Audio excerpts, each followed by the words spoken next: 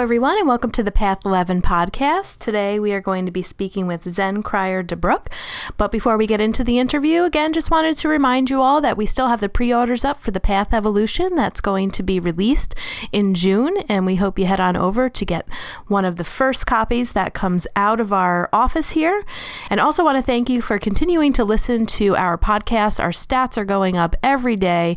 We really appreciate the listenership that we have and all the times that you guys write in, giving us some suggestions, compliments about the shows that you love to hear. So we hope that we continue to deliver great content to you all. So we are speaking today to Zen Cryar DeBrücke, who is the author of Your Inner GPS. She is an internationally renowned teacher, speaker, and coach whose programs have helped people all over the world transform their personal and business lives for the better. She also lives on a beautiful farm out in California, and you'll get a chance to hear some of her chickens in the background squawking away and laying some eggs, she said. So we hope you enjoy this interview.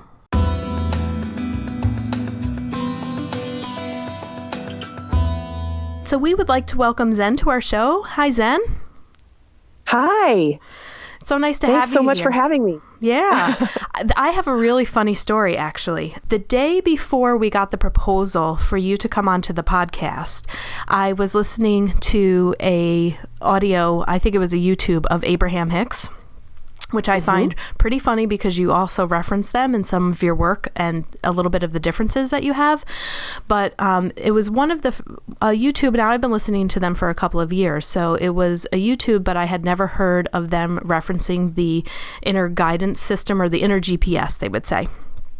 And so a person was asking a question and they were giving the example to say, whenever you're in a car and you're traveling and the GPS is on, and if you go off the highlighted route, what does the GPS always say? Please return to the highlighted route.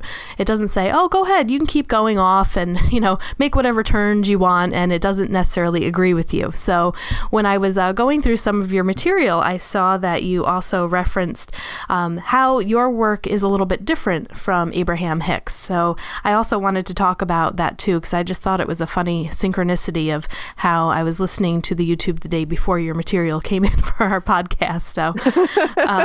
So maybe you coincidences are good. I know. So maybe you can begin by defining what is it that you mean by your inner GPS? Okay, great. Well, I have found that each and every person has their own unique internal guidance system, which I call IGS for short. And this internal guidance system is felt in the body. It's between the throat and the upper solar plex area. And it's in relationship to what we're thinking, not anything outside of us. And what happens is most people, when they feel this sensation in this area of the body, it shows up I call it a closing, which is a tightness, and you can physically feel it. I actually do an exercise that I have people go through, and they immediately feel it, most people. But what happens is when they feel like a lump in their throat or a tightness in their chest or a sick feeling in the pit of their stomach, most people believe that means that what's happening on the outside world around them is bad or wrong. There's something going on that they need to counteract or do something about. What I have found is that that's actually completely inaccurate. What those sensations show up like are actually your thinking is off about it, which means if you take action on something, it's your thinking that needs to change to find the opening, not doing something in the outside world to change something. Does that make sense? Kind of, but I want you to continue to elaborate on that, because it's kind of the first, I don't know, you might be one of the first people to kind of explain it in this way of how it's more of the thoughts and the emotions. So I'd like to hear more. Yes. Okay. So this is really important because one of the distinctions, let's just go back. The Abraham Hicks, when I first heard them talking about the internal guidance system, they talked about an expansion and contraction in the trunk area of your body in relationship to what you were thinking. And then over the years, they transformed their work to say that there's an emotional guidance system, and they created a scale where you could move yourself from an unpleasant or uncomfortable emotional state using your thinking into a more positive emotional state. What happened is, I believe, is that because Esther Hicks is channeling a group of souls, the group of souls that are trying to give information to human beings have not been in a human body in a very long time. So they're trying to explain to us how to work with our mind and our bodies in relationship to the outside world. And they're doing the best they can to get the information through.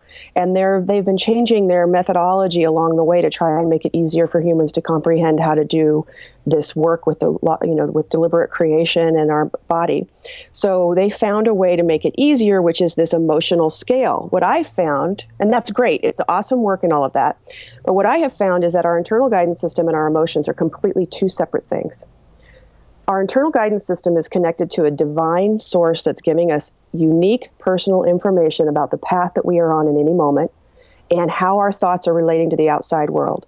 And the expansion and contraction of our internal guidance system is guiding us, like I consider it like a hot-cold game. Hot, hot, cold, cold, cold. No, warm, warm, warm. That's how it feels inside the body, the expansion and contraction. The expansion and contraction actually has a greater magnitude or a lesser magnitude in both sides of the scale, opening and closing, based on how accurate or off we are in our thinking. Our emotions are actually a chemical interaction that is in relationship to the meaning that we put to the stories our mind has collected. And those stories are not often accurate, because when we collected those stories, we were babies and children, and we didn't have the wherewithal to be able to, number one, assess the world around us in an accurate way. And then number two, the world changes all the time, so our actual physical reaction to it must change, but our mind doesn't know how to do that. So I believe that we were given this internal guidance system to support us in being able to actually separate our mind from who we are as beings and begin to use it as a tool in our lives rather than our ego or our personality or our identity. So I know that sounds very deep, the work itself, but I find it to be, after working with it for 23 years and bringing thousands of people into this new awareness of who we are, it is an incredibly powerful and important aspect of who we are. And the benefits of using it and separating ourselves from our minds and being able to use our internal guidance system to find and choose powerful thoughts and where to focus actually creates this new sense of presence and self in your life that brings on authenticity and joy and a confidence in any situation that you're in, that you can take right action, that you can actually, in any situation that you're in, find that perfect harmonic solution for yourself and the people around you. Is that helpful? Yes. Now, to piggyback off of that, the second part that I'd like you to explain is, how is the internal guidance system different than the intuition? And then I'd like to try to separate intuition, feelings, and this GPS system that we have. Awesome. Yeah, totally can do that. Okay, so intuition, first of all, each person has their own intuitive gifts. Intuition doesn't show up the same way for every single person. Some people are clairaudient, some people are clairvoyant, claircognizant, so clairsentient, knowing, hearing, seeing. They get information, feeling in different ways. Your internal guidance system shows up the exact same way in each person. I can teach it to any single person. I can't teach somebody how to be clairaudient if they're not clairaudient. Or claircognizant, I always say that wrong, if they're not clairsentient if they're not clairsentient. I can't do that. I can take the gifts they have and isolate which one they have and enhance that in a person. The internal guidance system works the same way in every single one of us. So once you learn to use it, you can use it in every aspect of your life.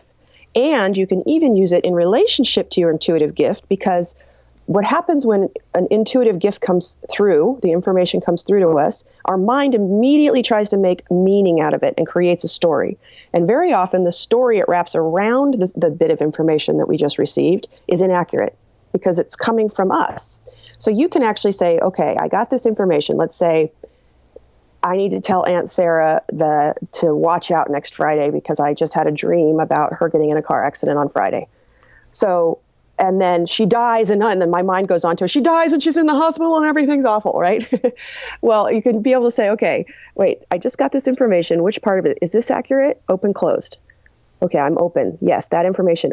What about the information she gets in a horrible accident and dies? Ooh, closed. Okay, that's not true. So when you talk to your aunt, you can say, hey, I got this dream about you next Friday. I didn't get that you're going to get hurt or die. I just got to be careful while you're driving. Does that make sense? Where the two can be used? Yes. And where I would like a little more clarification is when you're connecting with this internal guidance system, though, there is some sort of feeling that you can, or maybe it's not a feeling, but a knowing. Your internal guidance system, it's a feeling. It's an absolute feeling. In fact, would you like me to walk you through feeling it right now, and then we can continue the conversation based on your own experience? We could do that, and your listeners can do it with us. Yes, and I actually, let's do this, because I did do it after I was listening to one of your YouTubes, and I had an interesting experience. But let's do it again, just in case of some of our listeners haven't actually gone to your YouTube site yet. Okay, fantastic. So what you need to do is just put anything around you that could be distracting. The point of this exercise is to feel your body, because most of us are not really feeling our body in any given moment, and then to watch your mind. So I'm going to walk you through a simple little way to do that. So stop. If anybody's out there doing email or anything, just stop and relax, let everything go. And I recommend you sit down with your feet on the floor and you put your hands in your lap, and then close your eyes. Unless you're driving out there. But you can do this with your eyes open. It just is easier with your eyes closed, because visual stimulation creates a lot of thought in the mind. And then just go ahead and feel the bottom of your feet. Really notice what they feel like on the floor. The pressure, you might have a little warm or tingly sensation as your feet are on the floor, just because you're putting your attention on them. And then feel the palms of your hands. And as you keep your awareness on both your feet and hands at the same time, I'd like you to listen to the room around you. Just really those three things: feet, hands, listening. Now I'm going to give 2 sentences. And when I do, I'd like for you, keeping awareness on your body, let the sentences go through your mind like a cloud would through the sky. Just kind of float on by, and notice any sensation between your throat and upper stomach area. Anything at all that happens. Return to your feeling your feet, your hands, and you're listening to the room. And here's the first sentence. Cloud through the sky. I do not have an internal guidance system. I do not have an internal guidance system. Okay, feel your feet, your hands, and you're listening. Here's the second sentence. Cloud through the sky. I do have an internal guidance system. I do have an internal guidance system. First sensation in your throat to upper stomach. I do have an internal guidance system. Okay, wiggle your toes, take a breath, open your eyes. All right, what did you feel? Okay, so my experience, and I've done this twice, and the same feeling came up. And I guess part of what I would like you to help me to decipher is what's the difference between the feeling and the emotion that I get during this experience, or is it an emotion, or am I interpreting a feeling to be an emotion? And this is where I get a little confused. But when you had said, I don't have an internal guidance system, I felt fluttering in my stomach, and I just felt like, no, this is wrong. It was just, didn't feel good. I didn't like the way that I was feeling. And then when you said, I do have an internal guidance system, I felt a warm sensation in my heart. It felt like that the energy in my heart was like expanding, and it felt, yes, this is right. And I felt happier. I felt content. Good. It felt safe. It felt better. So that's where I get a little confused with the emotion. No, you're perfect. 1 second. Yeah, totally. One thing I'd like to say. Did the stomach stop when you on the second sentence? Yes. Did that? Yes. Yeah. Okay. Beautiful, beautiful, beautiful, beautiful. And I'm really grateful. So I'm just going to clarify this, and then I'll answer your questions so that the listeners can have their experience acknowledged. So the first sentence, I do not have an internal guidance system. Your IGS is going to read that as not true, okay? And what happens when something that you're thinking is not true or not going to happen or off your path is it collapses, it shuts down, it brings the life force energy in. The stomach area, you'll feel a tight knot or a churning. There could be a compression on the chest. People report that like the air's leaving their body, a wilting sensation inside their body. And that I call closing. It's a closing sensation. And then on the second sentence, I do have an internal guidance system.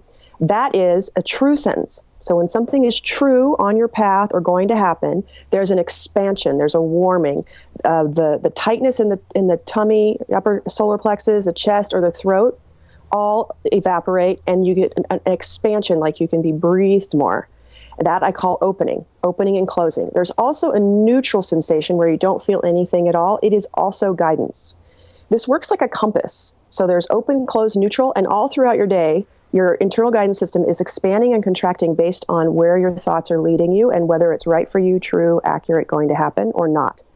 And it's trying to keep you on track in every given moment. Now, emotions, you could have had emotions with this sensation, because I do have an internal guidance system. Even just that thought has such meaning for some people. Some people have no emotional experience from it. Other people, their eyes start welling up with tears and they get this expansion, because the meaning of that is present for them, and there's an emotional response to it. Same thing with, I do not have an internal guidance system. Sometimes people put the meaning to it. When I first say it, I hear people report, I feel like my heart was broken. Like, oh, I'm so hurt. And that's their mind putting meaning into it. The biggest way that I can differentiate it on a more academic level is your internal guidance system can open and close whether you're having a pleasant or an unpleasant emotional experience. So in the middle of an unpleasant emotional experience, and I'll give you an example. My mom passed away when I was 23. And in my grief for her, it was very profound how deeply I felt that. I was in massive, massive grief. And when I would hold the thought about how amazing she was and how grateful I was for everything she taught me before she left, I had this warm, expanding, upward feeling.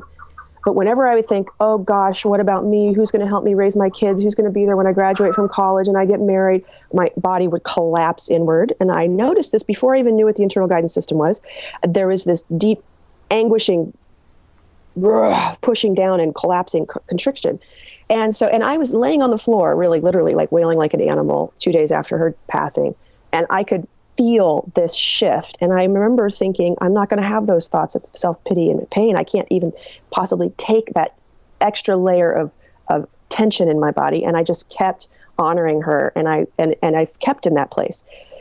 And it was very healing. That's how I moved through the grief.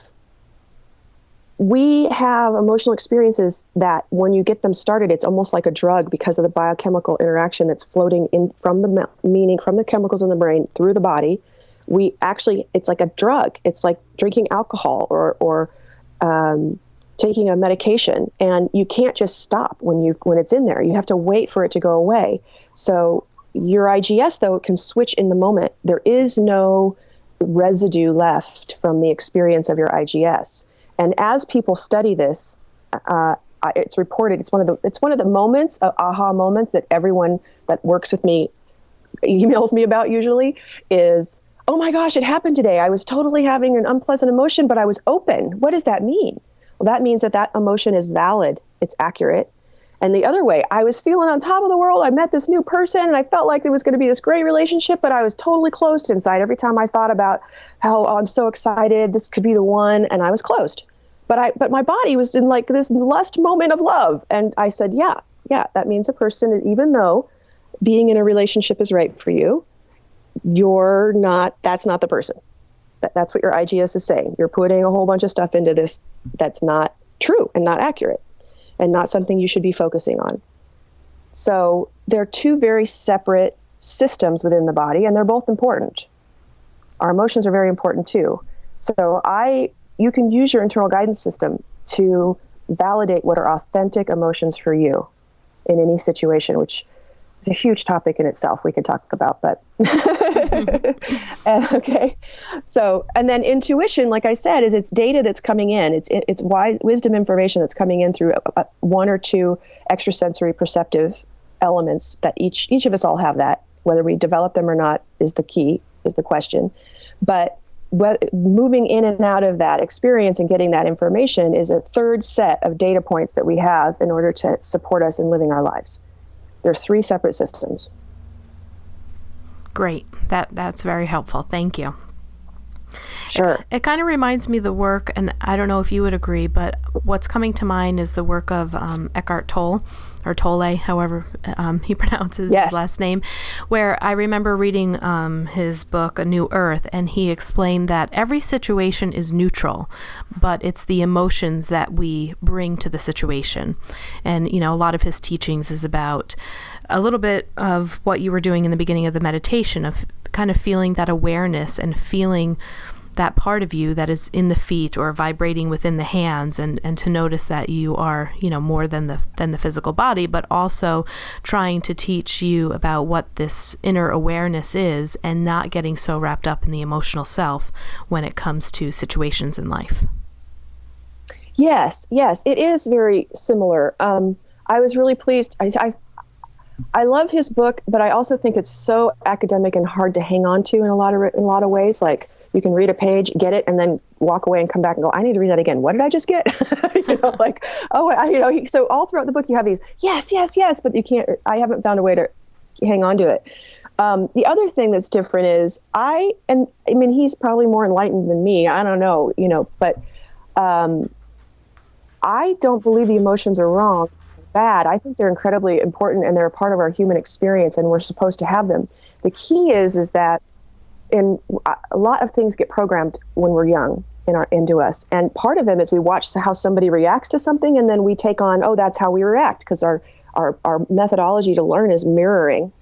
Or we're told, don't feel that way, right? I'll give you something to cry about, don't cry, right? And your internal guidance system is actually when it'll guide you and back to your own personal, authentic emotional experience. And that is an incredibly powerful thing. In fact, I think the greatest orators of our time, like Martin Luther King Jr., the reason why he was so powerful is he had opening emotions that were about righteousness and honor and love and anger, even righteous opening anger. And when there's an authentic emotional experience happening and you're witnessing it, it's where the power of those emotions come from, versus when we're in a closed emotional experience, the reaction to someone being in a closed emotional experience is a turnoff. We don't like, it's like, ew, get that gunk away from me. It's really an interesting thing to be angry for the first time and have your IGS open, which means the thoughts you're having are true and in alignment. That anger is important and it's real and it should be in your life because it creates change, versus closed anger, which is destructive and selfish and uncomfortable and doesn't create any change that is worthwhile or interesting or good. So when you're talking about the programming that we have, some people will refer to that as the subconscious mind, that kind of gets programmed in the first 7 years of life. So you're saying that the inner GPS is separate from that and can be separate from that we don't have to go into habitual programming and patterns that we were once taught, but that... Yes. Okay. I love your interviewing, by the way. You're asking the best questions. And really deep, profound ones, because I only usually get to talk about this on a surface level, and it's really, really fun to actually dig into on a deeper level in this conversation, because the book I created is super simple. I didn't want to complicate it because our minds are already so complex. But I believe the truth of the matter is that we reprogram our subconscious and our conscious minds by using our internal guidance system. I've had people who've been in suffering with the repetitive habitual thought pattern for years. And we do one session of working with them to find what the opening is in that situation. And once they find it, that old pattern of suffering is gone. They can't even believe in it anymore because the opening is so strong and profound that the other thing, that they just know it's a lie. It's like this magic switch. And that opening and that new thought pattern releases them and sends them on a whole new trajectory. And So there's this it uses your nervous system in combination with your mind, which is how we program the mind. The mind gets programmed when we're young through our actual physical nervous system. The neural pathways get built. And so what we're doing is we're updating our neural pathways on a constant daily basis when we're using our internal guidance system, which is why it works to create true, lasting, transformational happiness and confidence and authenticity, is because you're reprogramming your mind. Yeah, and the one thing that I'm hearing from you too is, how do we keep it simple? How do we make it simple? And like you said, some people may have gone through a lot of this suffering, have been in therapy for a long time. Maybe they're going through hypnotherapy sessions, but it sounds like that you can provide people this relief through the mechanism that you've come up with pretty instantaneously. It sounds like from one session, people are feeling a difference. Oh, yes, absolutely. Now, one thing I do want to mention, a good hypnotherapist is incredible. I'm finding that hypnotherapy, the thing is somebody else has to come in and do it for you. And but hypnotherapy is real and it works fantastic. However, we all don't have time to go and sit for an hour in a hypnotherapist chair on our various issues. And when you learn how to use your internal guidance system, it is every day that you're finding an opening about things that are happening in your life, you're reprogramming your mind. So it's a constant thing that you're doing. And it's actually easy and fun. It becomes kind of almost addictive in a way to find the opening, because it's fun. It's like, wow, well, if this thought's not true, then what is true? So let me give you an example of something. Do you know what color a yield sign is in the United States? Yellow and black?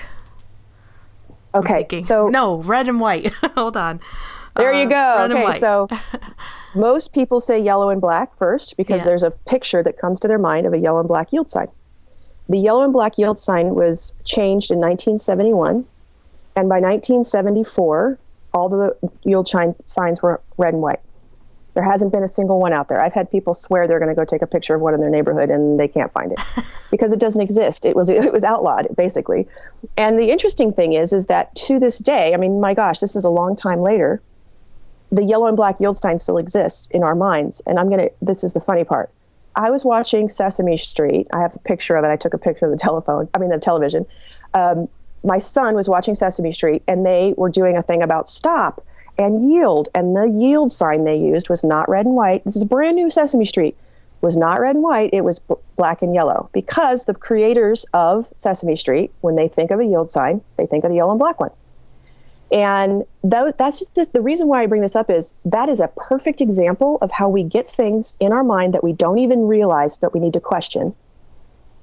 And it colors our world. And these yield signs are in our minds about our self-worth, our relationships, what our husband and wife is doing to us, who our mother and father are, how our mother and father feel about us, how much we should charge for our work, what's happening in the culture around us that's good or bad. And the information that our brain's giving up isn't necessarily accurate.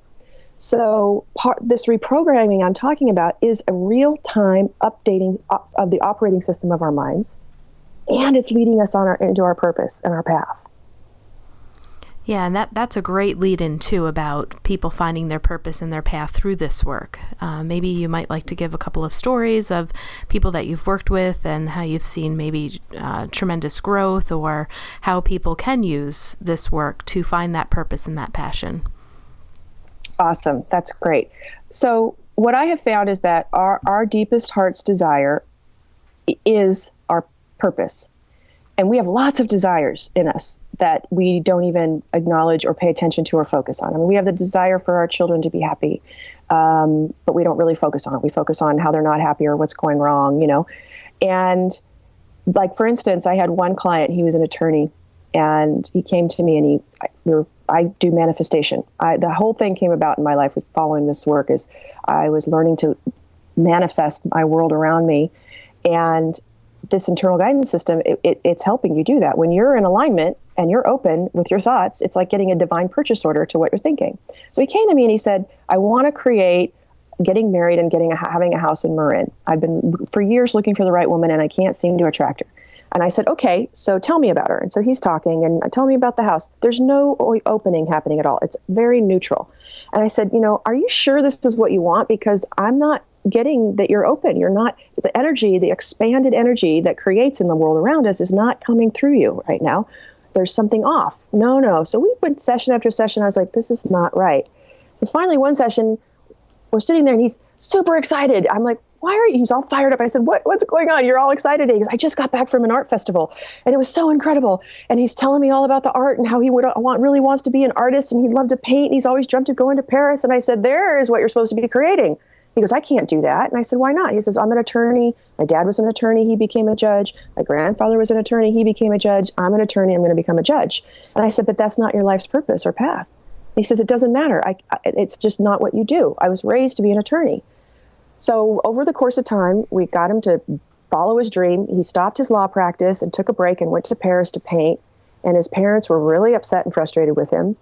And then one day he called me about 3 months in and he said, you're never going to believe what happened. I said, what? He said, my dad called me and told me how impressed and proud he was of me for following my dream. Because he always wanted to make furniture. And he loves wood and he wanted to be a woodworker, but he couldn't because he knew he couldn't disappoint his father. And he's so proud of him. And he goes, I knew that about my dad. Everywhere we went, my dad was rubbing handmade furniture and talking about maple and mahogany and the grains and this. He loves wood. My dad really loves wood. So the thing is that we get off of our path and purpose. And when you have an opening, that means it's yours to do. And what I have found is we don't have just one purpose in life. We have hundreds of thousands of them. It could be smiling at the clerk, getting this opening to smile and say, how are you doing? Things don't look so good. And having an in-depth conversation or handing a friend a book or being there to make a connection in the moment. There's so many powerful ways in which we're living our purpose. And your IGS is including taking a nap some days. Your purpose is just rest and take good care of yourself. And your IGS is opening and opening and opening, leading you moment to moment about how to accomplish all of these various purposes that we have that are innate in our path. So by following it, you're automatically on it. Now, I have to imagine that part of the work that you're doing with people following the IGS, their passion and their purpose, has to be the breakdown of the sphere. Oh, yeah, absolutely. And that's the thing is, the way I teach, like this book, the Your Inner GPS has 20 practices in it, and they go from one from a small step to the next small step. And I call the way I teach the Miyagi approach. Do you remember Mr. Miyagi from The Karate Kid? Wax on, wax off? Oh, yes, very well. So I like the wax on, wax off approach. I have people do an exercise for a while in their real world, in their real life, using their IGS. And then they come back and they tell me how it went. And I go, yes, Daniel-san, perfect, and because they already get it. So I don't teach people from the mind down. I teach them from the IGS up. And that way it becomes a part of their life naturally, and they become a master before their mind can get in there and say, I don't know how to do this isn't working. And their practices are about observing the mind in different areas, time management, being, drama that's happening in your life, or how to controlling, right? A lot of people have controlling behaviors that come from fear. So little questions that you could ask and watch your mind respond in relationship with your IGS. So you can just keep peeling the onion away and getting back to who you were before everybody put their junk on you before the age of 7. That's the key. We're just trying to get them back down to who's in there, because that person that's in there is what's important. And then what is that person going to be doing in the world? That's the whole goal of everything that I do. Where are you now? What are you supposed to be contributing? Awesome. And it seems like that you truly are living your purpose. You have a passion for the work that you're doing. I mean, you're doing great coaching and trainings. So how did you actually get in touch with your own inner GPS and follow that to do what you're doing today? Well, I read a book way back when in the late 80s, early 80s, like 85, called the author was Richard Bach, and the book is Illusions. And he talks about being able to create your reality. And I was like 15, and it just turned me on. I just knew it was true. So I kind of started my path from there. And then I found a tape from Abraham Hicks back in like 93, cassette tape, and they talked about the internal guidance system. And I had this experience with my mom. So I knew there is this thing happening. And what I had found is when I had the tightening, I knew that I was about to go into and self-sabotage or ruin something, because every time I acted out of this tightening place, everything went wrong. But yet I couldn't figure out how to stop it. I would see it. It's like watching an accident happen in slow motion. And I'd be like, I don't know how to stop my mind from forcing me to say these things and do these things, And so when I heard that, it was like, aha. And I went out and tried to find an actual system. I come from technology, and I'm a very system-oriented, practical person. And I couldn't find one. So I started unraveling this inside my own body and mind and coming up with my own practices. And I figured it out, and I began following it. And I built a multi-million-dollar tech company, started in 1996, and I followed it all the way through. And then in 2001, the crash happened. And even though I had followed it and shored everything up, it was just too big of a crash to really like move through. And so I went through a dark night of the soul for a bit, but then I realized if I followed this to get me here, I could follow it to get me out. And I did. I got out. I was at $1.2 million in personally secured debt at one point at 30. And I was in misery. And I suddenly thought, wait a minute, I'm closed. That means everything I'm thinking is not true. I know this. So let's see what is true. And about 3 o'clock in the morning one night, I had the thought that opened me big, which was, it takes a heck of a gal to get into $1.2 million worth of debt at 30. Those people really trusted you. They trusted you because they believed in you, which that doesn't go away. So if you were that person then, you still are. So let's get to it. Let's get out of this with integrity. And I followed my IGS out. Well, what happened was I wasn't unhappy anymore. I wasn't suffering. And it was really dark. I don't know where you live, but boy, the Bay Area, when that crash happened for about 3 years, was a very dark, difficult place. And people said, either tell me the doctor that's prescribing you your medications or tell me what you're doing, because you're okay. And I said, yeah, I'm getting my experiential MBA. This is going to be the best thing that ever happened. I'm going to learn so much. It's going to be fine. I know I'm going to get out of it. I can feel it in my bones. And I said, I'm following my internal guidance system. And they said, well, what is that? So I started teaching my tech friends in my living room, literally sitting around on the floor on pillows, talking about how this works. It's one thing to get it in your own body. It's another thing to be able to teach somebody how to do it in theirs. And that took me a few years to figure out. And then it just kept growing. More people kept coming and learning. And the best part is they graduate. I love that. They get it. They go. They're out there in the world. I get reports back. Still using my IGS every day. Love it. 5 years later. And they go off and, you can get this and go on and live your life from there. That's what's cool. It's not a constant thing. You don't have to. I love that you don't have to be in training forever. It's so fun. So that's really how it came about. It was just kept following my IGS. That's a wonderful story. Thank you so much for sharing that. I think people really benefit from, hearing how people got to where they are. And I could, as soon as you said that, I could just feel the weight of what that must have felt like to be that much in debt. People surround a lot of stuff with money, and money kind of being power and in control. And if I just had enough money, and that's quite a bit. But I also heard in your story too, that feels like you also realized that power of who you were. That when you kind of put your mind to something, and that, wow, okay, so much debt was created, but how powerful of a person to be able to also get there. So that's kind of what I heard in that. That was a nice story. Thank you. Yeah, can we talk about finances for a minute? Because it's really, most of the people that come to me, even, I have people that study with me that are very, very, very wealthy, and they still have money stress, because I know that the stress around money is not something that has to do with how much you have in your bank account.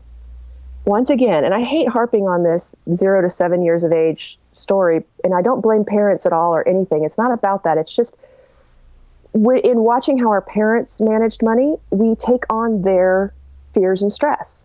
We take on their dysfunction, or we take on their hypervigilance about it, whatever your parents were.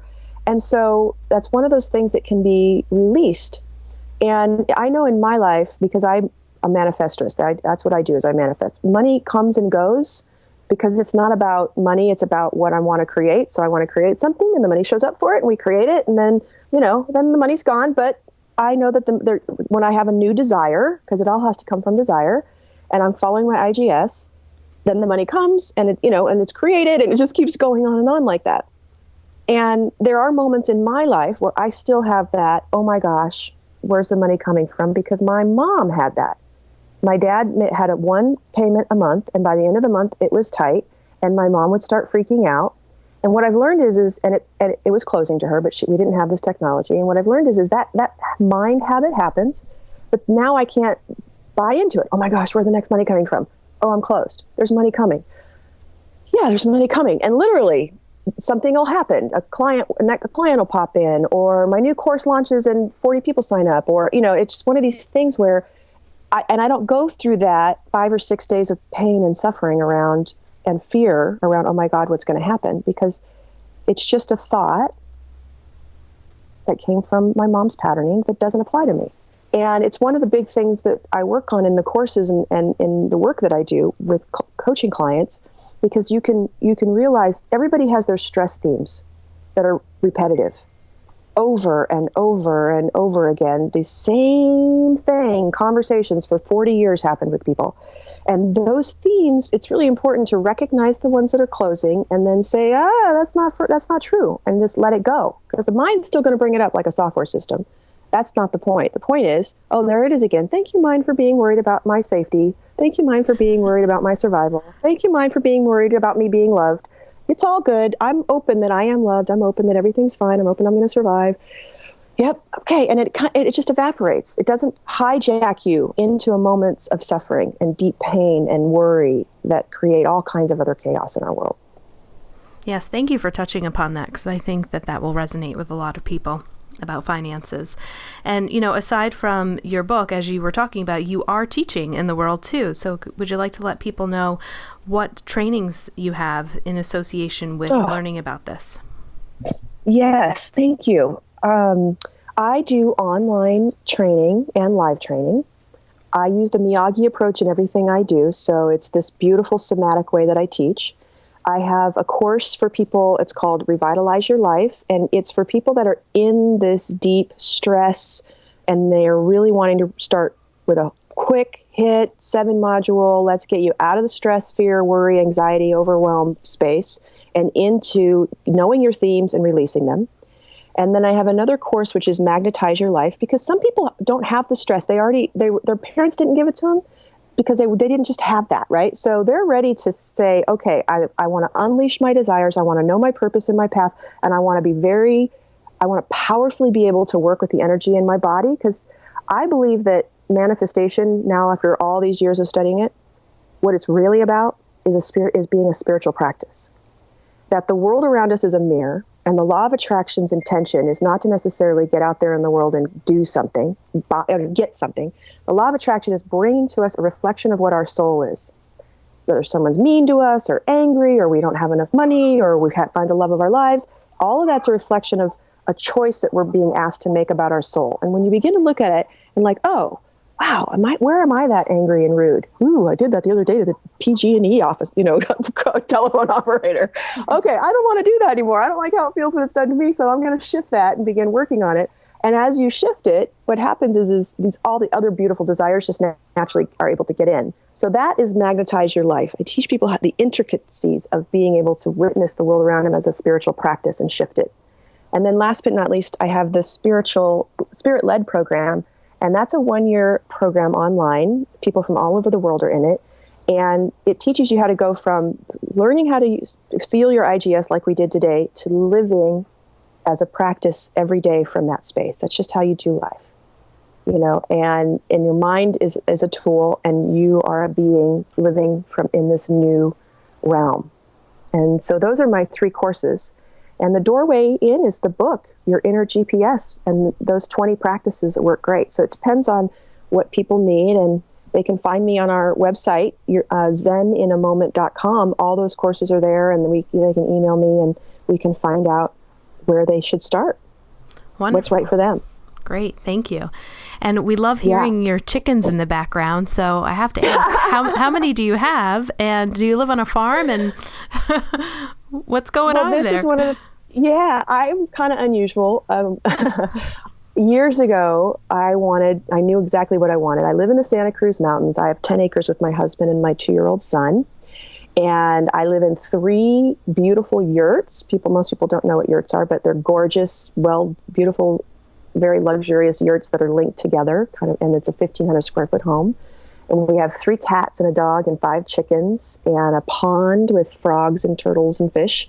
And I want to live out in the country, and I want my son to learn about nature. And we garden. I've got blueberries wild all over the property that we planted, and raspberries and fruit trees, and I grow vegetables. And it's just a kind of a way that I wanted our family. It's my manifestation. I want our family to be really close to the earth, and I want to watch my son pick blueberries from the warm sun and walk around and play with our animals, and that's what we do.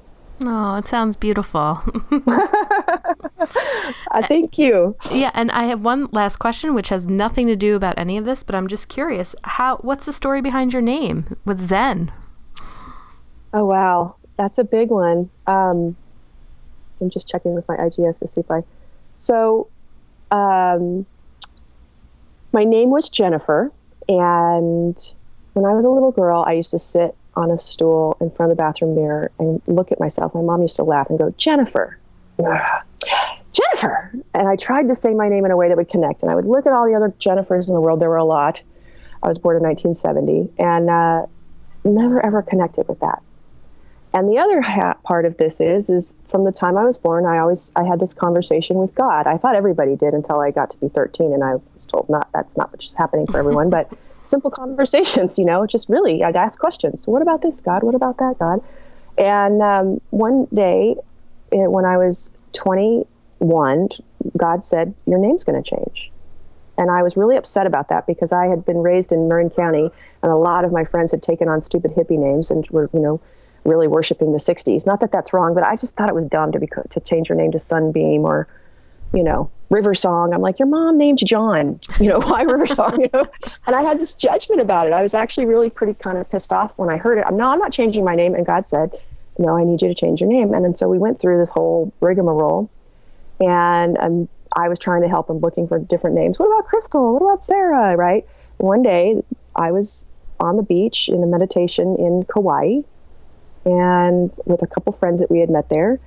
And I was thinking about a new name, and I heard Zen, and this is the short story, but Zen, and it was like a vibration coming from the top of my head down, Zen. And I heard, will you take this name? I was like, oh my gosh, yes. Like, it was a shocking moment. And then it happened again, Zen through my body. And I heard, will you take this name?